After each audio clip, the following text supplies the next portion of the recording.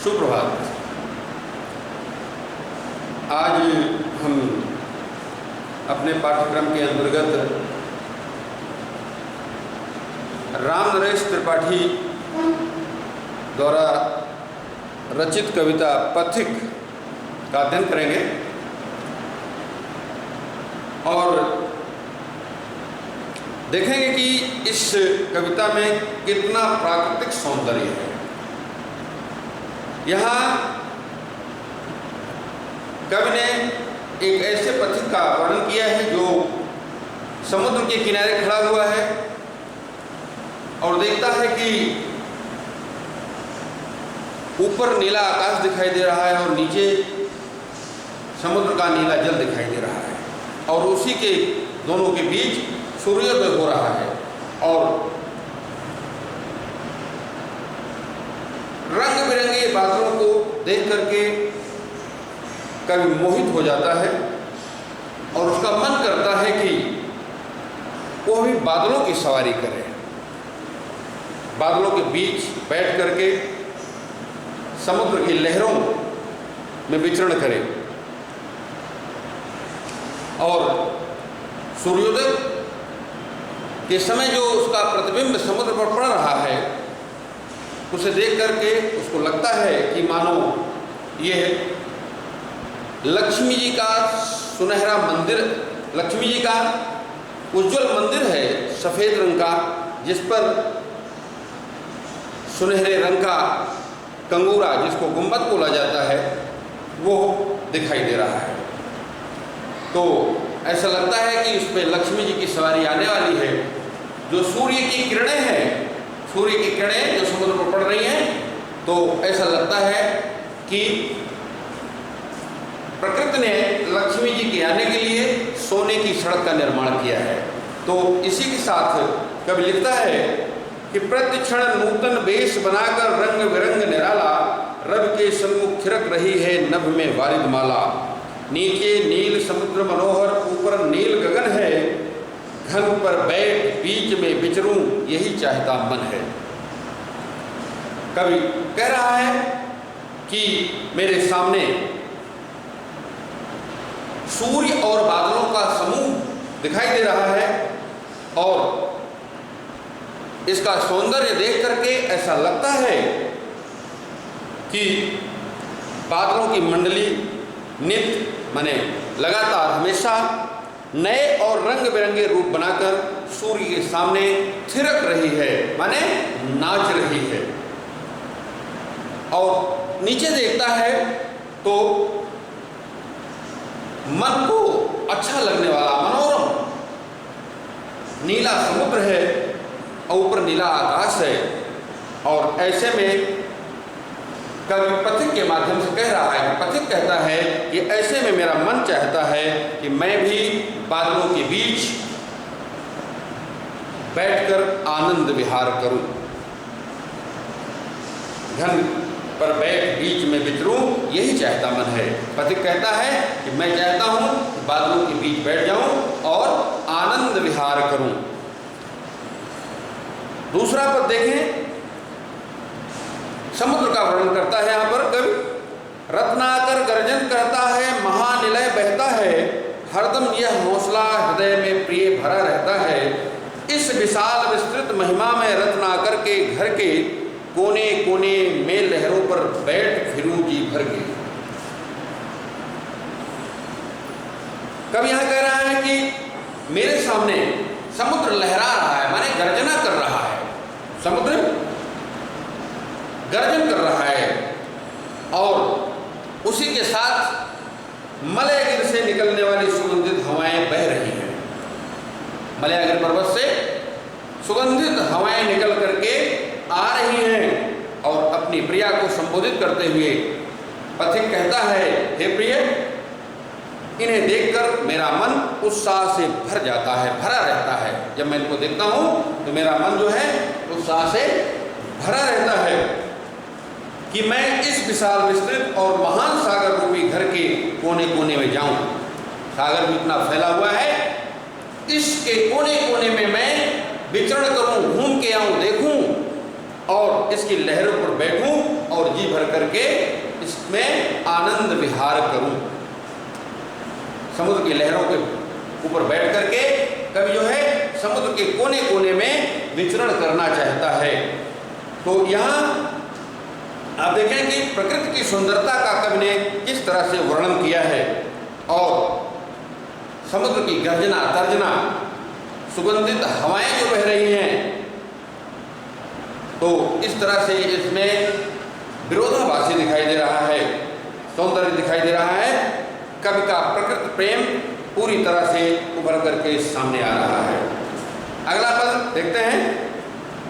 निकल रहा है जल तल पर दिनकर बिंब अधूरा, कमला के कंचन मंदिर का मानो कांत कंगूरा, लाने को निज पुण्य भूमि पर लक्ष्मी की असवारी, रत्नाकर ने निर्मित कर दी स्वर्ण सड़क अति प्यारी।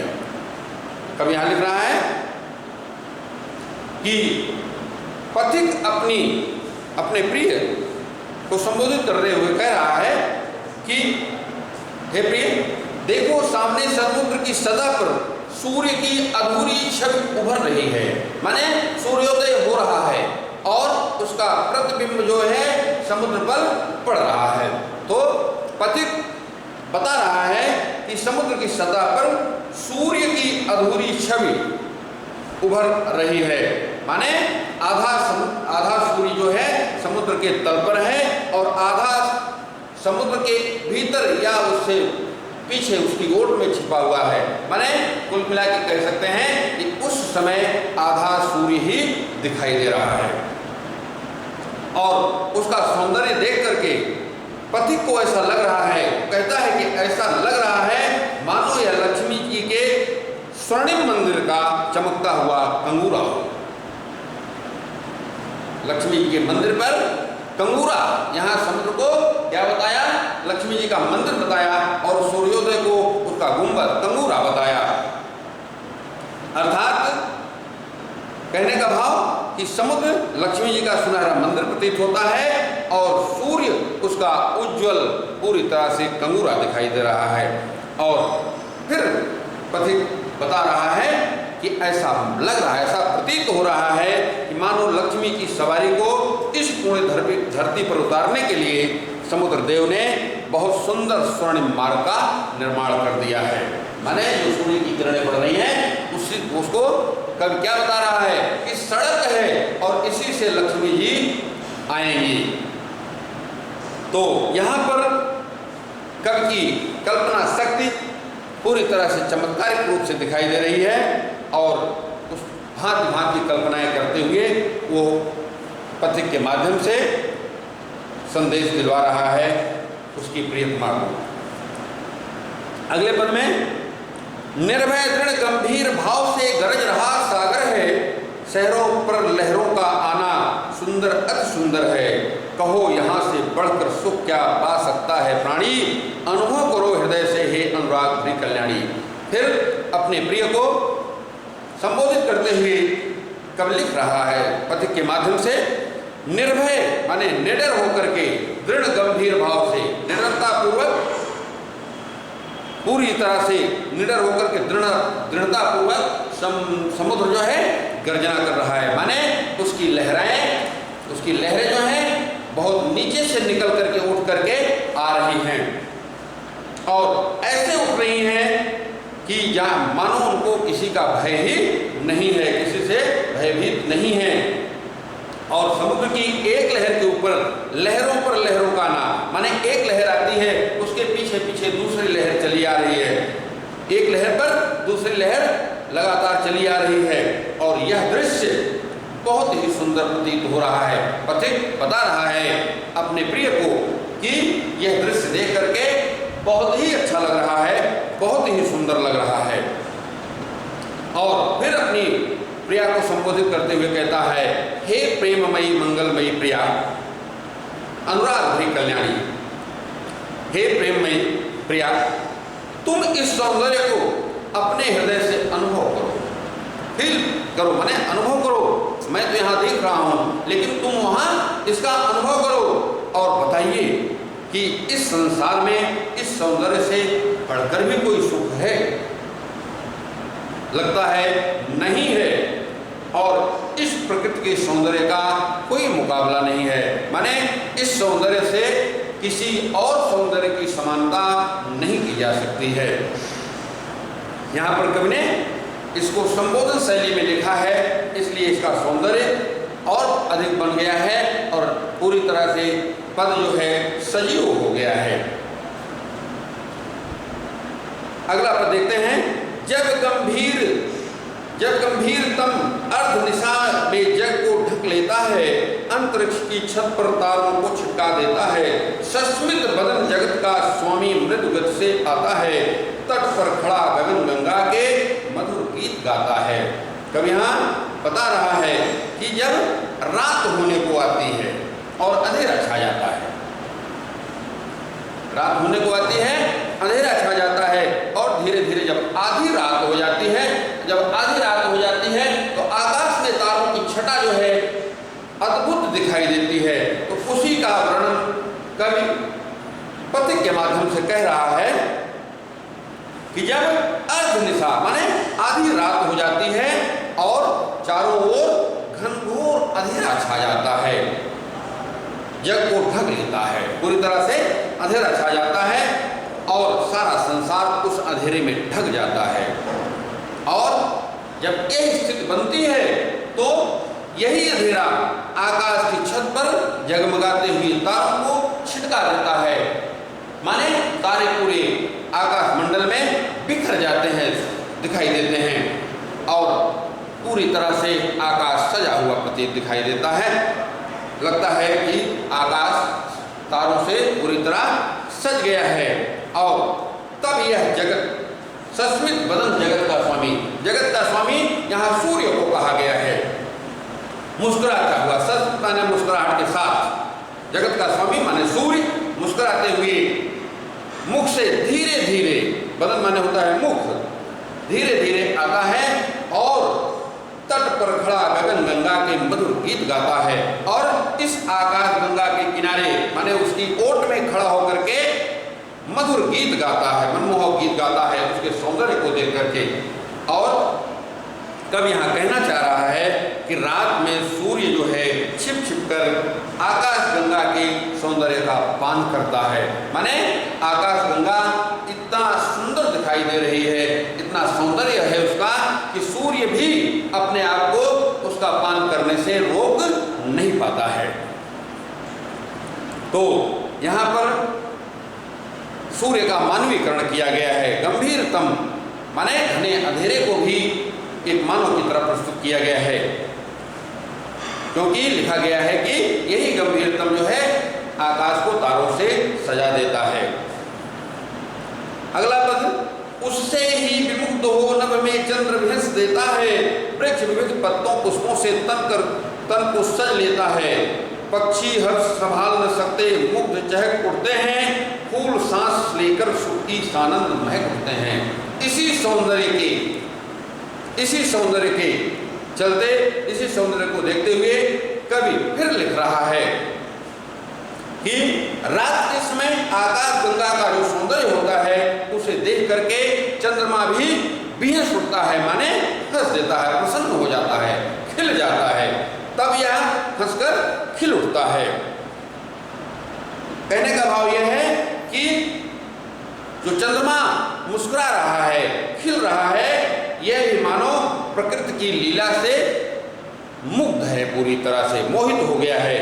और इस प्रेम लीला को देखकर विविध तरह के अनेक प्रकार के जो फल वृक्ष दिखाई देते हैं, ये भी तरह तरह के पत्तों से, फूलों से सज करके खड़े हो जाते हैं, माने इनमें भी चैतन्यता आ जाती है।